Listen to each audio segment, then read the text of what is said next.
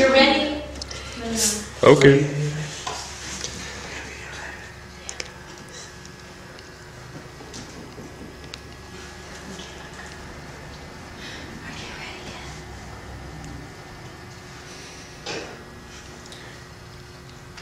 Okay.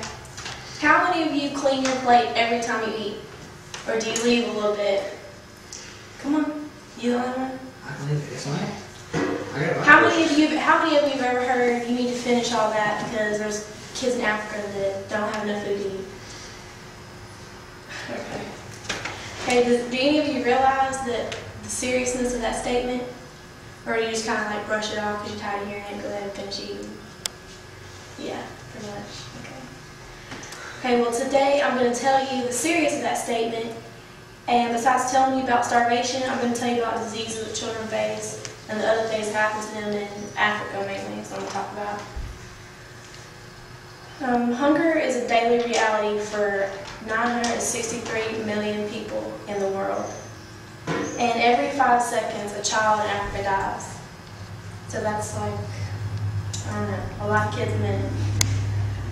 But when the adults die, other members of the family take the children in, so there's less food in that house to go around, so the hunger gets worse and worse. And there are 854 million people worldwide, and 820 million of those are in developing countries. That means we're not a developing country, so there are several million here in America there's hunger too. It's not just in other countries. Children who are malnourished are more likely to catch infections than kids who have just enough to eat. And that keeps families dying off and things like that. Because HIV keeps people from working, food production goes down because people can't work, and the prices of food go up because there's less of it to go around. Just as hunger is a major killer, there's also many diseases in Africa that are major killers. AIDS is the main one for Africa. By 2010, 15.7 million children will be orphaned by AIDS. That means their mom and their dad both died because of age-related causes. That's an entire generation being wiped out. That's like you and your friends' parents all dying or dead already. In 2006 alone, AIDS killed an estimated 380,000 children under the age of 15. Malaria is also a major illness that many suffer with. Sometimes they have AIDS and malaria. Today alone, more than 200 children will be bitten by mosquitoes carrying this virus. Malaria is the leading cause of death for children under 5 in the developing world, killing more than 1 million people in Africa a year, and 85% of those are children. Now that we've talked about starvation and diseases, you're probably thinking, is there anything else that can happen to these kids? Well, the answer is yes. Even as bad as poverty and disease are, the list goes on. For many years, there's been a civil war going on in Uganda. That's a country in Africa, for those of you who don't know. This conflict has made 1.7 million people have to leave their homes and become refugees in other countries. They're fleeing, they're living in, not concentration camps, but displacement camps. There's sometimes, 60, 70,000 people living on a small area of land, all little shacks. Some don't have roofs, some don't have blankets, they all have dirt floors. Children are kidnapped from these displacement camps and forced to be child soldiers. Some of these kids are as young as 7 years old, and they carry guns like AK-47s, and they're killing other people, other kids, adults. Because of the civil war that's going on, it's dangerous for aid workers to come in and give food or medicine. And because they can't come in, more people are starving and dying. A similar situation is also happening in the Democratic Republic of Congo. One of the most major conflicts in Africa is the diamond conflict. If you've seen the movie The Blood Diamond, you probably know what I'm talking about. Diamonds are a $60 billion a year industry. Diamonds are mined illegally by slaves from these wars. And the diamonds are sold so that the money can go towards buying rifles and rocket launchers that are killing even more people.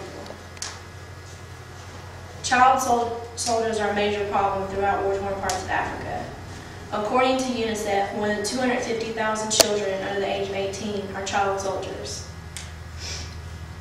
An estimated 6 million children have been injured in conflicts. This can be anything from having your hand cut off, your leg blown off, or even killed. In some parts of these civil wars, if you're found to side with the government, they'll come and chop your arm off, just like that. And you have to remember that there's not a bunch of doctors around like we have here. They're running around with, no arm, just gushing blood.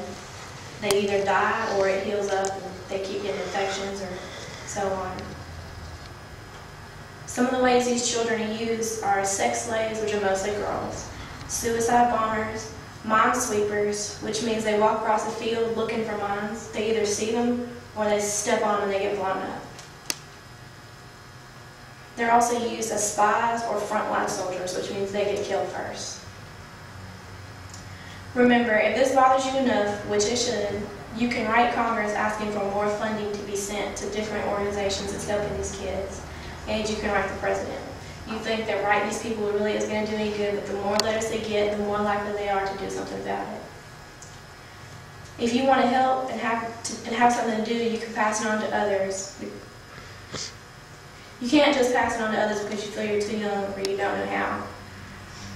During this week, I want you to remember the children in Africa and around the world who are starving, and while you throw away half your food sometimes at mealtime, or there's something that your mom or dad cooks that you don't want to eat. Remember the kids who are dying from diseases that you and I take vaccines for. We get these medicines when we're little and babies, and we don't think the next thing about it. And remember the children who are in the midst of wars and being used as soldiers. If you feel as a group or individual that you want to help these children in some way, you can let me know.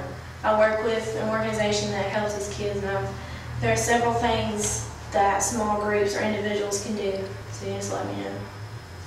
So I hope this has made you more aware of the commercials you see on TV, the stuff you hear in the news. So, thank you for listening.